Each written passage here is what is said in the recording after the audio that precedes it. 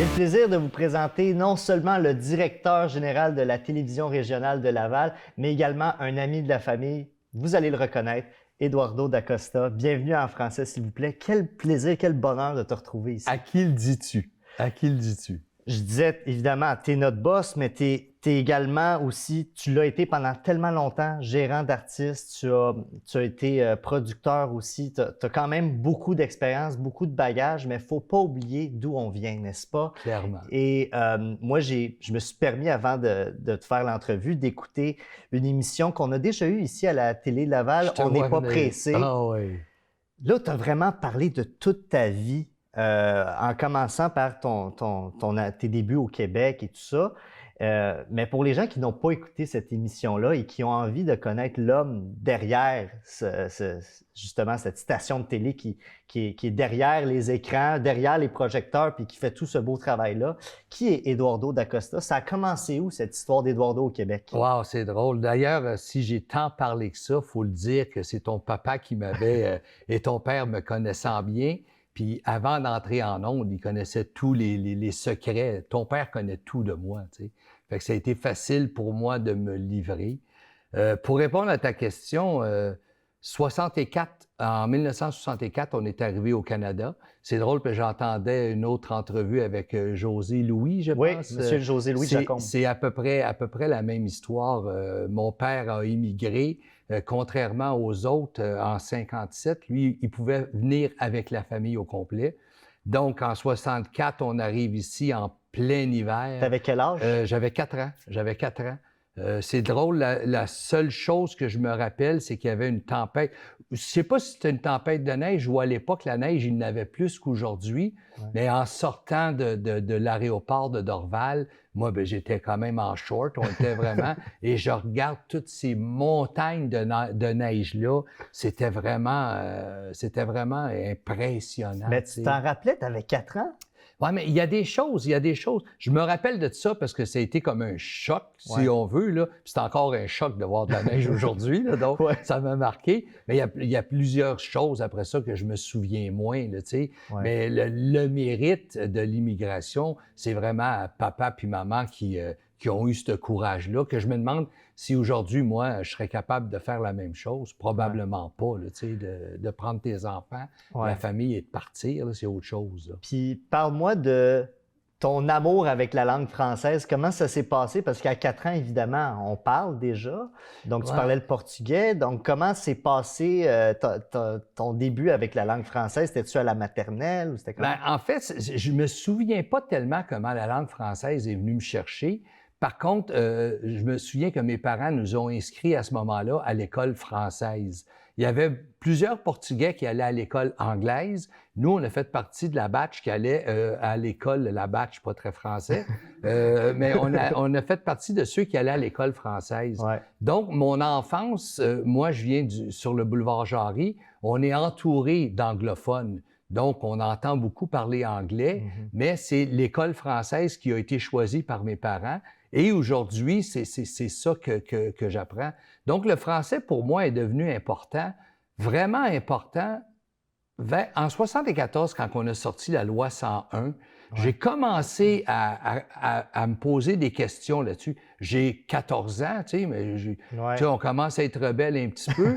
Je comprenais pas l'importance de la langue française qu'elle pouvait avoir pour le futur, pour toi, pour tous ceux qui s'en viennent.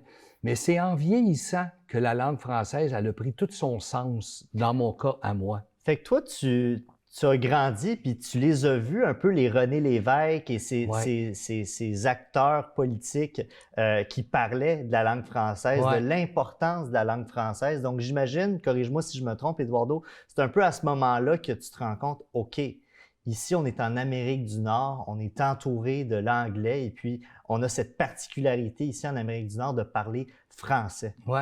Bien, mon sens d'appartenance a vraiment commencé avec ça parce que à l'époque, il y avait des convictions. Il y en a encore énormément de convictions aujourd'hui, mais c'était nouveau et c'était pour les jeunes de... Moi, j'ai 62 ans. Donc, à cette époque-là, quand on a 16, 17, 18 ans, on veut faire toute notre petite révolution à nous, là, tu sais. Puis, l'anglais était très présent parce que quand on est jeune, il y avait les Français d'un côté puis il y avait les Anglais de l'autre côté. Puis nous, on se faisait la guerre, les Français avec les Anglais. On était des vrais patriotes, là, tu comprends? C'était vraiment, vraiment, vraiment ça. Mais c'est vraiment en vieillissant avec les René Lévesque et tous ces enjeux-là, parce qu'aujourd'hui, on est chanceux, mais à l'époque de l'anglais, il y en avait, mais alors là, partout, Ouais. les enseignes, tous les commerces étaient qu'en anglais. Il ne faut pas oublier que Montréal, c'était la métropole du Canada. Clairement. C'était l'endroit des affaires, je veux dire. Ça a été, et ce l'est encore aujourd'hui, un grand combat. Tu sais. Moi, je compare un peu René Lévesque qui est arrivé avec cette idée-là. Je ne sais pas si on va en Égypte, par exemple, là, tous les gens qui vont en Égypte font attention aux pyramides. Oui. Personne veut détruire, personne peut sacré. prendre... C'est sacré. Mais alors là, moi, je vois vraiment le français comme une pyramide pour nous. Mm-hmm. Touchez pas à ça. C'est à peu près ce qui va nous rester et ce qu'on va être capable de léguer à tous ceux qui vont venir. Je me souviens, on faisait des spectacles. Je suis allé à Timmins à un moment donné.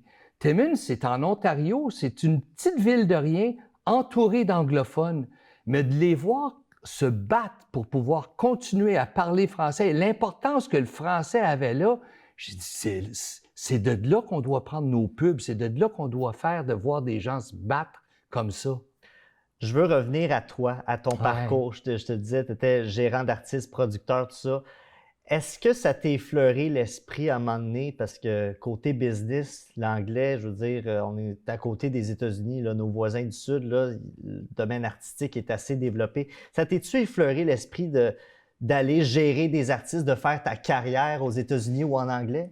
Pas vraiment, parce que j'aime le français, je voyais plus l'Europe, moi. Je voyais plus aller en France. J'ai fait le tour avec Your Favorite Enemies. On est allé au Japon, j'ai fait l'Europe au complet avec eux autres. C'était d'autres choses.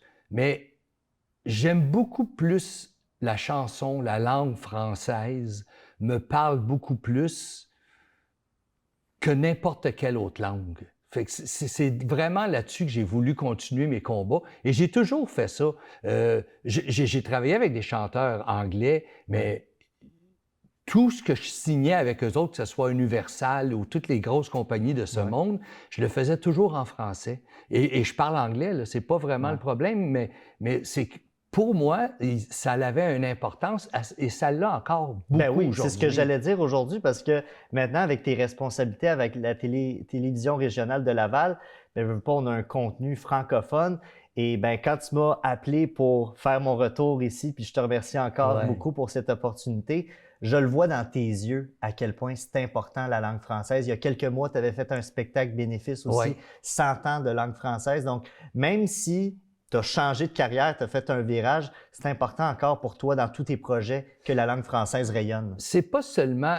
J'étais pas bon à l'école, moi. Donc, le français, c'est une langue compliquée, hein? J'ai énormément de difficultés à écrire le français parfaitement. Mais par contre, j'essaie de le parler du mieux possible. Aujourd'hui, quand j'écoute des séries à la télévision en français, puis que quand je vois des gens dire couper nos mots, mais vraiment, je me chicks pour pouvoir sortir à soir, mais ça me fait mal. Fais juste me dire, je m'habille propre, je me mets belle pour sortir ce soir, tu sais. Je peux pas croire qu'on va laisser des petits mots, des anglicismes, toutes sortes d'affaires rapetisser pour notre belle langue. On peut pas faire ça. C'est important de garder notre pyramide à nous autres. C'est vraiment important. Là. Ça fait partie tout simplement de notre identité. Oui, puis tout ce que je fais, les petites choses que je fais, bien, si ça peut contribuer à garder mon français en vie et bien le garder, bien, on va continuer à se battre. C'est important. Parlant de continuer à se battre, en terminant, qu'est-ce qui s'en vient pour la télévision régionale de Laval? Je te laisse le mot de la fin. En fait, ce qu'on prévoit et ce qu'on aimerait beaucoup, c'est d'ouvrir des projets citoyens. Tous ceux qui écoutent, si vous avez une bonne idée d'émission en français, envoyez-nous vos idées, que ce soit sur la maladie mentale, que ce soit sur l'immigration, peu importe le sujet. Vous avez des idées, envoyez-nous ça. On veut travailler de plus en plus avec la communauté lavalloise. Eduardo Dacosta, merci d'avoir été de l'émission et je suis pas mal certain qu'on va se retrouver très bientôt. J'apprécierais. Merci. Merci.